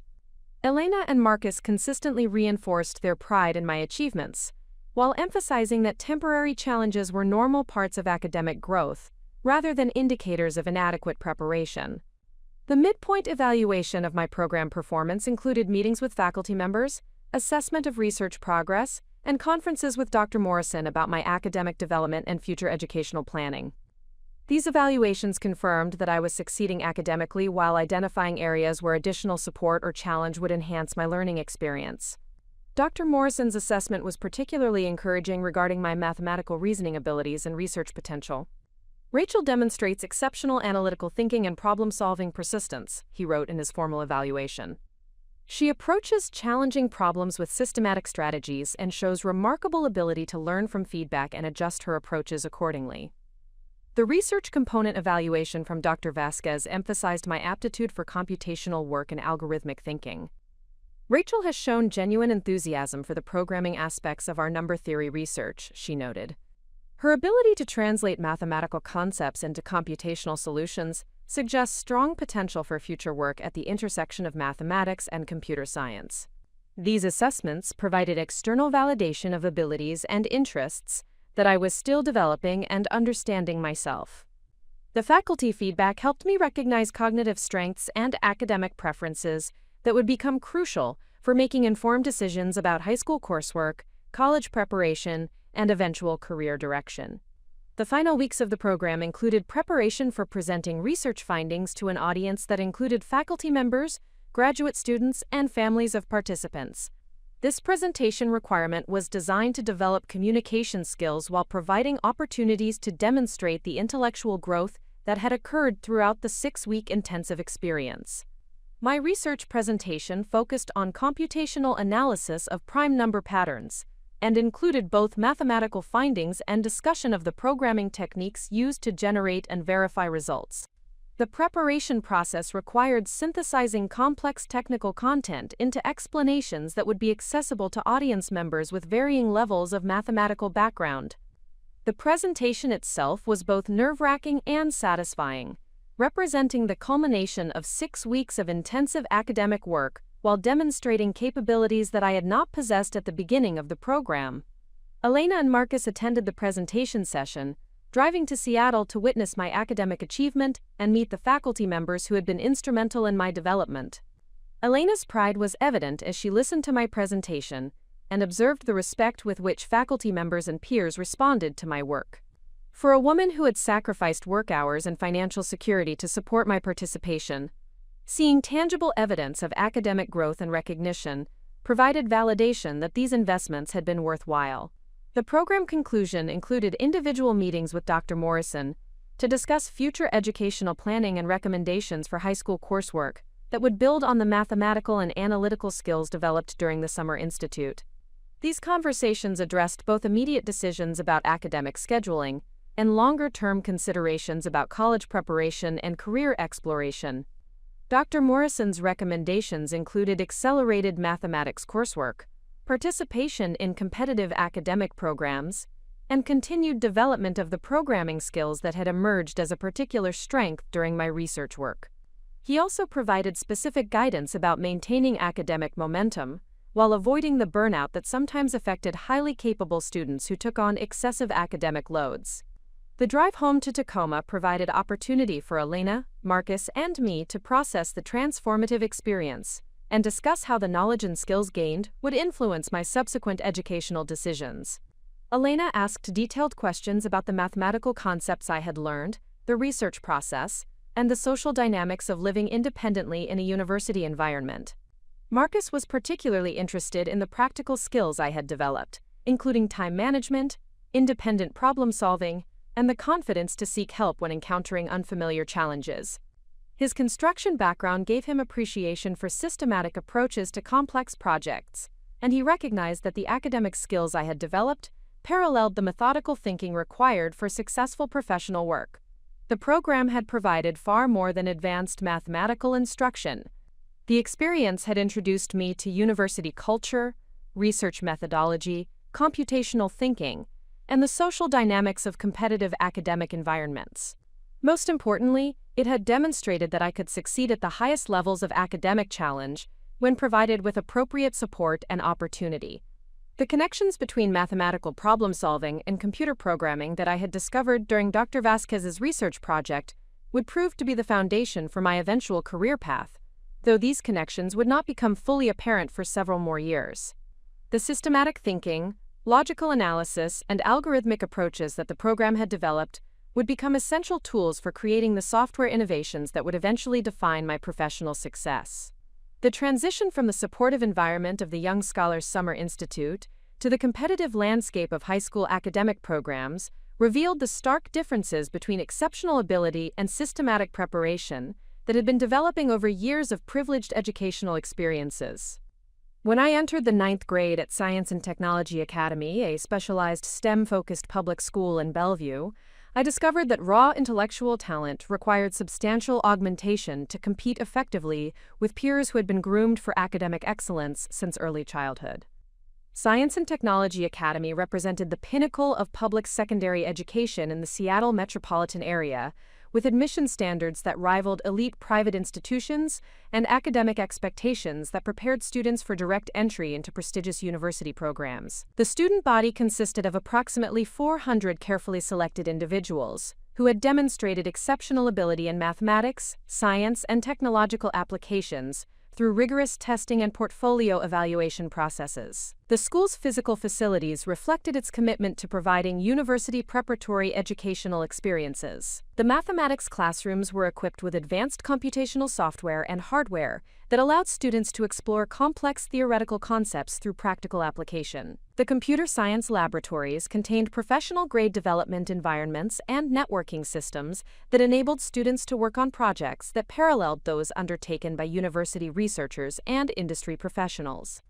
The faculty members possessed advanced degrees from research universities and professional experience in their respective fields that provided students with authentic exposure to cutting-edge developments in science and technology. The curriculum was designed to accelerate students through standard secondary education requirements while introducing advanced topics that would provide seamless transitions to rigorous university programs. However, the competitive environment at Science and Technology Academy was unlike anything I had previously experienced. My fellow students represented the most academically accomplished individuals from school districts throughout the region, and many had been participating in advanced educational programs, competitive academic contests, and specialized enrichment opportunities for years before arriving at the academy. During my first week of classes, I encountered the reality of competing with peers whose preparation extended far beyond natural ability or strong work ethics. My advanced placement calculus class included students who had been taking university-level mathematics courses since middle school, whose parents had hired professional tutors to provide individualized instruction, and who participated in mathematical competitions that required sophisticated problem-solving strategies I had never encountered. The computer science program presented even greater challenges regarding preparation disparities. While my summer institute experience had provided introduction to basic programming concepts, many of my classmates had been developing software applications, participating in coding competitions, and working on independent technology projects for several years. Their familiarity with programming languages, development methodologies, and computational algorithms was both impressive and intimidating. Jennifer Walsh, who became my closest friend during freshman year, exemplified the kind of comprehensive preparation that characterized many academy students. Her parents, both software engineers at Microsoft, had provided her with professional quality development tools, private instruction in multiple programming languages, and opportunities to participate in industry conferences and networking events since she was 12 years old. Jennifer approached computer science coursework with confidence and technical vocabulary that reflected years of immersion in professional technology environments. The social dynamics of the academy reinforced academic hierarchies based on preparation and resources rather than natural ability alone. Students formed study groups and collaboration networks that often reflected existing relationships from previous programs, summer institutes, and shared educational experiences. These informal academic communities provided advantages that extended beyond classroom instruction, including access to advanced resources, peer tutoring, and strategic information about educational opportunities. My initial response to these competitive pressures was to increase study time and effort intensity, assuming that harder work would compensate for preparation gaps and resource disparities. I spent evenings and weekends attempting to master programming concepts that my peers had been developing for years, while simultaneously maintaining excellence in traditional academic subjects that required substantial time commitments. This approach proved both exhausting and ineffective. The sheer volume of material I needed to master exceeded what could be accomplished through individual effort alone, particularly when competing with students who had access to professional instruction, expensive resources, and family guidance from parents who understood technology industries and academic systems. The first quarter grades provided objective evidence of the challenges I was facing. While my performance in mathematics and science courses remained excellent, my computer science grades reflected the struggle to master complex technical concepts without adequate foundational preparation. Dr. Amanda Foster, my computer science instructor, recognized that my difficulties stemmed from preparation gaps rather than inadequate ability. Dr. Foster requested a private meeting to discuss my academic performance and develop strategies for addressing the preparation disparities that were affecting my success in her course. She had extensive experience working with gifted students from diverse backgrounds and understood the challenges facing academically talented individuals who lacked access to specialized resources and programs. Rachel, Dr. Foster said during our meeting in her office, which was filled with computer equipment and technical references that reflected her professional background in software development, "Your analytical thinking and problem-solving approaches are exceptional, but you are trying to compete with students who have had years of specialized preparation that you have not had access to." She explained that academic competition at elite institutions required strategic approaches that balanced individual effort with systematic skill development and resource utilization. Students who succeeded at the highest levels learn to identify their strengths, address their weaknesses efficiently, and leverage available resources to accelerate their development. Dr. Foster's analysis of my computer science work revealed that my mathematical background provided advantages in understanding algorithmic logic and computational theory, but that my lack of practical programming experience created barriers to translating theoretical understanding into functional code development. She recommended a structured approach to building programming skills that would leverage my mathematical strengths while addressing practical deficiencies. The intervention plan Dr. Foster developed included after-school tutoring sessions with advanced students who could provide peer instruction in programming fundamentals, access to online resources that offered systematic skill development, and modified assignment expectations that allowed me to demonstrate understanding while building practical capabilities gradually. More importantly, Dr. Foster introduced me to the concept of leveraging individual strengths to overcome competitive disadvantages. Rather than attempting to match my peers in all areas simultaneously, she encouraged me to identify the aspects of computer science, where my mathematical background provided natural advantages, and to build expertise in those areas, while gradually developing other necessary skills. This strategic approach proved transformative for my academic development and competitive positioning. My mathematical training provided exceptional advantages in understanding algorithm design, computational complexity analysis, and theoretical computer science concepts that many students with strong programming skills found challenging. By focusing initial efforts on these strength areas, I could demonstrate exceptional performance while building confidence and establishing academic credibility. The algorithm design coursework became my first area of genuine competitive advantage. The mathematical problem-solving approaches I had developed through years of advanced instruction translated directly to creating efficient computational solutions for complex problems. While other students relied primarily on programming experience and trial-and-error approaches, I could analyze problems systematically and develop optimal solutions through mathematical reasoning. Dr. Foster recognized this strength and provided opportunities for me to tackle increasingly sophisticated algorithmic challenges that showcased my analytical capabilities. She recommended me for participation in regional programming competitions that emphasized problem-solving skills rather than implementation speed, environments where mathematical reasoning provided competitive advantages over pure programming experience. The first programming competition I attended was the Pacific Northwest Regional Computing Contest, held at the University of Washington campus where I had participated in the Summer Mathematics Institute. The competition format required teams of 3 students to solve complex computational problems within strict time constraints, emphasizing both individual problem-solving ability and collaborative efficiency. My teammates were Jennifer Walsh and Marcus Kim, both experienced programmers whose technical skills complemented my mathematical problem-solving strengths.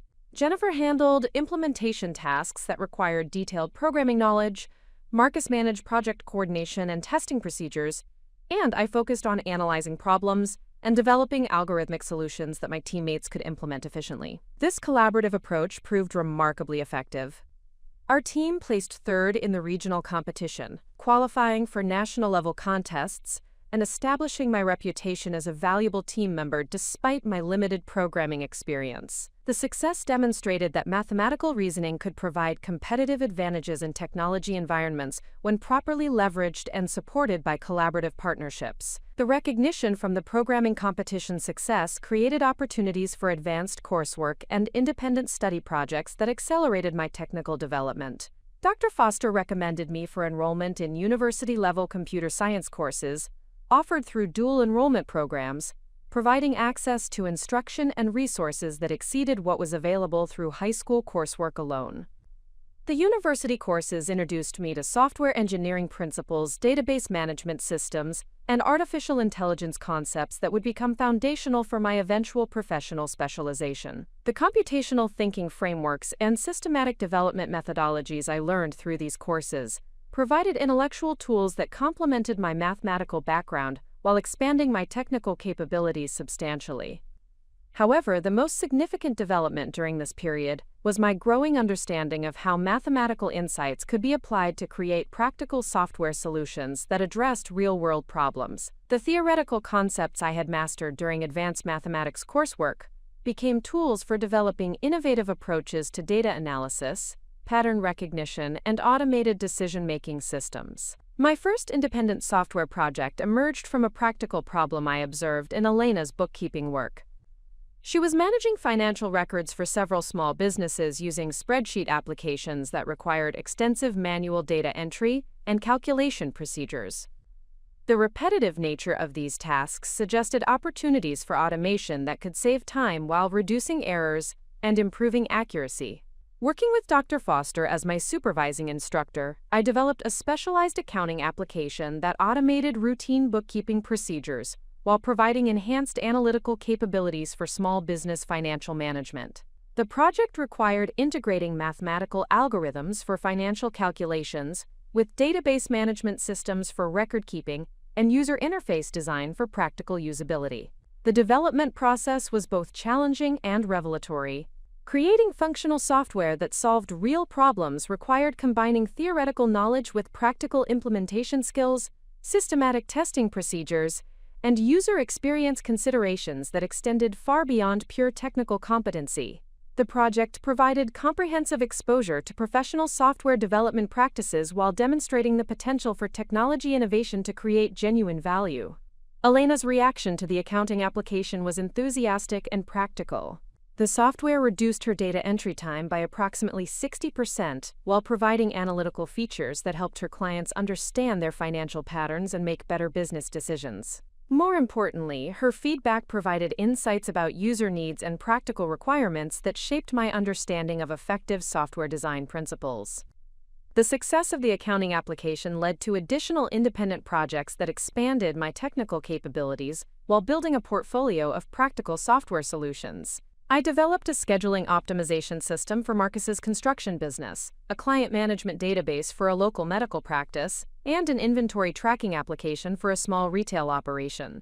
These projects provided opportunities to explore different aspects of software development while building expertise in areas that would become central to my eventual professional specialization. Database design, user interface development, system optimization, and integration challenges became familiar problems that I could approach with growing confidence and technical sophistication. The academic recognition that resulted from these software development projects included recommendations for advanced placement in university computer science programs, scholarships for technology-focused summer institutes, and invitations to participate in competitive programming contests at increasingly prestigious levels.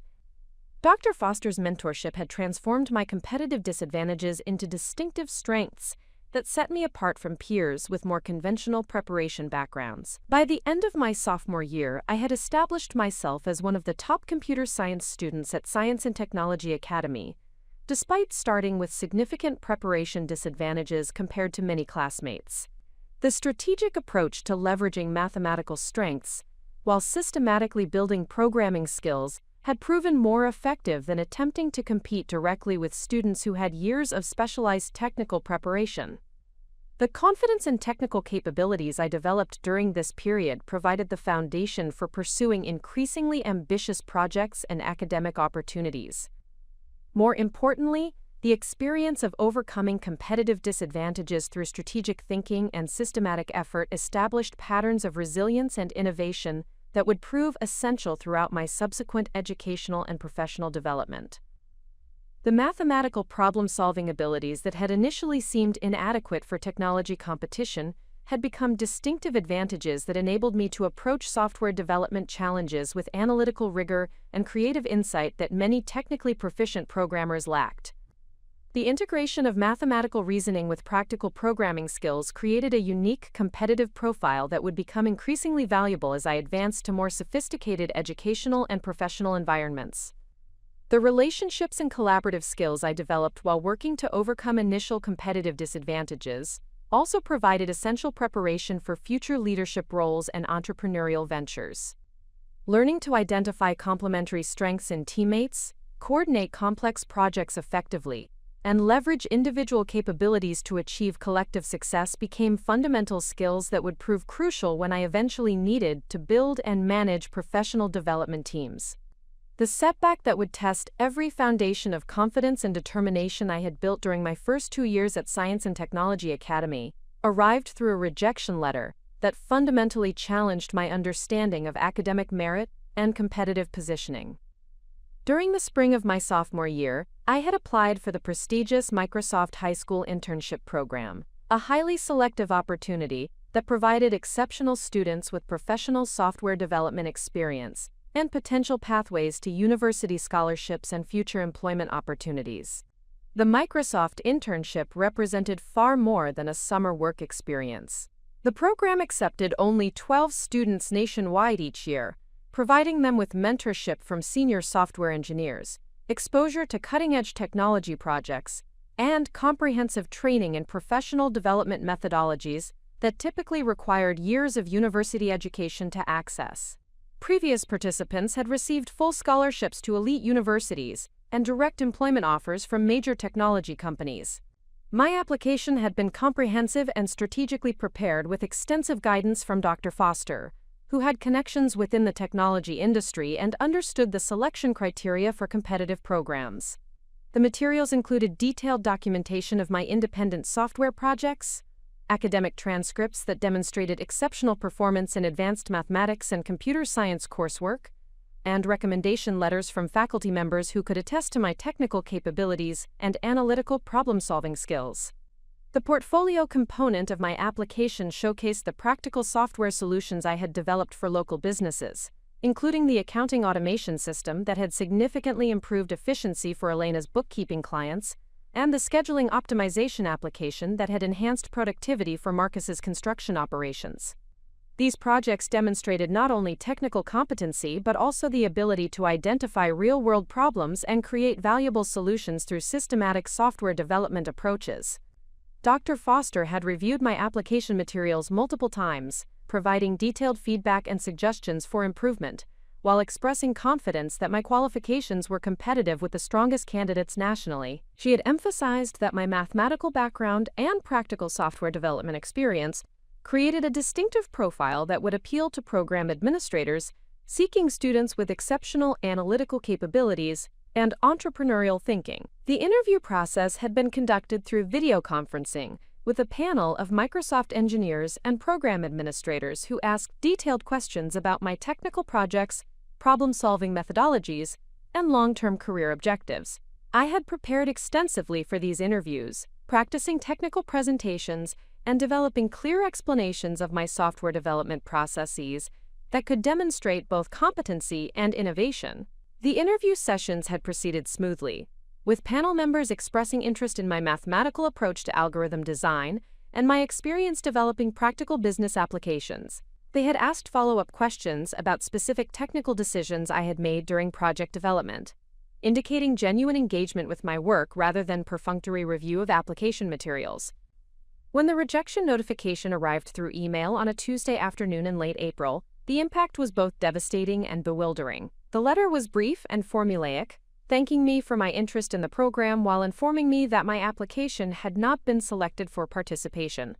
No specific feedback was provided about areas where my qualifications had been insufficient or suggestions for strengthening future applications. Dr. Foster was equally surprised by the rejection and requested additional information from her contacts within Microsoft about the selection process and criteria that had influenced the final decisions. The informal feedback she received was diplomatically worded, but revealed that program administrators had concerns about my background preparation and social readiness for professional technology environments. The specific concerns centered on my lack of participation in established technology communities, limited exposure to industry networking events and professional conferences, and absence of connections to technology professionals who could provide ongoing mentorship and career guidance. Program administrators had apparently concluded that my technical abilities were strong but that my professional development would be limited by social and cultural factors that could affect my integration into technology industry environments. This feedback was particularly painful because it highlighted aspects of competitive disadvantage that were largely outside my control or influence. While I had worked systematically to develop technical skills and academic credentials, I had no access to the professional networks, industry connections, and cultural capital that many of my peers inherited through family relationships and economic privilege. The rejection also revealed the limitations of merit-based selection processes that ostensibly evaluated candidates based on ability and achievement, while actually considering social and cultural factors that reflected family circumstances rather than individual qualifications. Despite exceptional academic performance and demonstrated technical competency, my working-class background and lack of industry connections had apparently disqualified me from opportunities that were theoretically available to all qualified candidates. Elena's reaction to the rejection news was a complex mixture of disappointment, anger, and protective concern for my emotional well-being. She had observed my months of intensive preparation for the application process and understood that this rejection represented more than a missed summer opportunity. The setback challenged the fundamental belief that hard work and academic excellence could overcome social and economic disadvantages in competitive environments. "Mia," Elena said as we discussed the rejection during dinner that evening, "sometimes the game is not fair, even when they say it is based on merit. But that does not mean you are not good enough or that you should stop trying to succeed."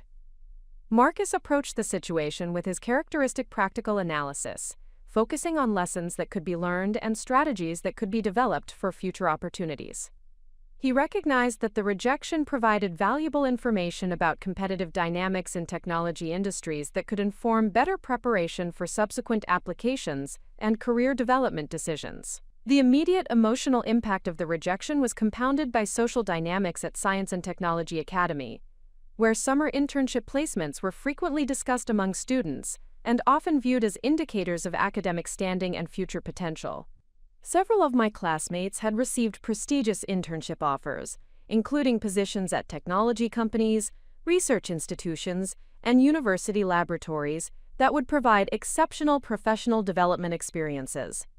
Jennifer Walsh had been accepted for a summer research position at the University of Washington Computer Science Department, working with faculty members on artificial intelligence projects that could lead to publication opportunities and graduate school connections. Marcus Kim had received an internship offer from a biotechnology startup that would provide exposure to entrepreneurial business development and cutting-edge medical technology applications. The contrast between their success and my rejection was particularly difficult to process, because our academic performance levels were comparable, and my technical project portfolio was arguably more substantial than many of my peers who had received offers. The difference appeared to be related to family connections, industry networking, and social capital, rather than academic merit or technical capability. Dr. Foster recognized that this setback could have lasting implications for my confidence and academic motivation, if not addressed constructively. She requested a private meeting to discuss both the practical lessons that could be learned from the rejection and strategies for maintaining momentum toward long-term educational and career objectives. "Rachel," Dr. Foster said during our meeting in her office, "this rejection is disappointing and unfair, but it does not reflect the quality of your work or your potential for success in technology fields. Sometimes the most valuable learning experiences come from setbacks that force us to develop new strategies and approaches." She explained that competitive technology industries often operated according to informal networks and social connections that were not explicitly acknowledged in official selection processes but significantly influenced actual opportunities and career advancement. Understanding these dynamics was essential for developing effective strategies for navigating professional environments and accessing opportunities that might not be available through purely merit-based approaches. Dr. Foster also emphasized that the rejection provided motivation for developing alternative pathways that could potentially lead to even better opportunities than the internship program would have offered. Rather than viewing the setback as evidence of inadequate qualifications, I could use the experience as inspiration for creating my own professional development opportunities through independent projects and entrepreneurial initiatives. This perspective proved transformative for my response to the rejection and my approach to subsequent challenges. Rather than accepting that I lacked access to established opportunities, I began considering how I could create value through independent initiatives that would demonstrate capabilities, while building the professional relationships and industry recognition that traditional pathways had not provided. The summer that I had planned to spend at Microsoft became instead a period of intensive independent software development that would prove more valuable for my long-term career development than any internship program could have provided. Working with Dr. Foster as my supervising instructor, I designed an ambitious project that would combine advanced technical challenges with practical business applications while demonstrating capabilities that exceeded typical internship experiences. The project involved developing a comprehensive data analytics platform for small businesses that could provide sophisticated financial analysis, customer behavior insights, and operational optimization recommendations, typically available only to large corporations with substantial technology budgets. The scope required integrating multiple complex technical components, including database management systems, statistical analysis algorithms, user interface design, and cloud computing infrastructure. Dr. Foster connected me with several local business owners who agreed to participate in the development process by providing access to their operational data and feedback about platform features and usability. These partnerships created real-world testing environments that ensured the software would address genuine business needs rather than theoretical problems.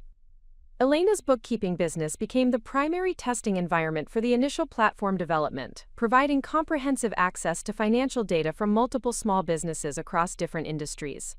This arrangement allowed me to analyze actual business patterns while developing analytical tools that could identify optimization opportunities and strategic insights that owners could implement to improve performance. The development process was more challenging and comprehensive than any internship experience could have provided. I was responsible for every aspect of the project, including technical architecture design, algorithm development, user interface creation, testing procedures, and business relationship management. The scope required developing capabilities across multiple technical disciplines while learning to manage complex projects independently. The mathematical background that had initially seemed insufficient for technology competition became essential for developing the statistical analysis and pattern recognition algorithms that formed the core of the platform's value proposition. The analytical problem-solving approaches I had learned through advanced mathematics coursework provided frameworks for creating sophisticated data processing capabilities that could extract meaningful insights from complex business information. The platform development also required learning advanced programming languages, database management systems, and cloud computing technologies that extended far beyond the introductory computer science coursework available through high school programs. I spent weeks mastering new technical concepts through online resources, professional documentation, and trial-and-error experimentation that provided comprehensive education in cutting-edge technology applications. By the end of the summer, the data analytics platform was functional and providing valuable insights for several local businesses that were using it to optimize their operations and improve decision-making processes. The software had identified cost reduction opportunities, customer acquisition strategies, and operational efficiency improvements that had generated measurable financial benefits for participating businesses. Up next, you've got two more standout stories right on your screen. If this one hit the mark, you won't want to pass these up. Just click and check them out. And don't forget to subscribe and turn on the notification bell so you don't miss any upload from us.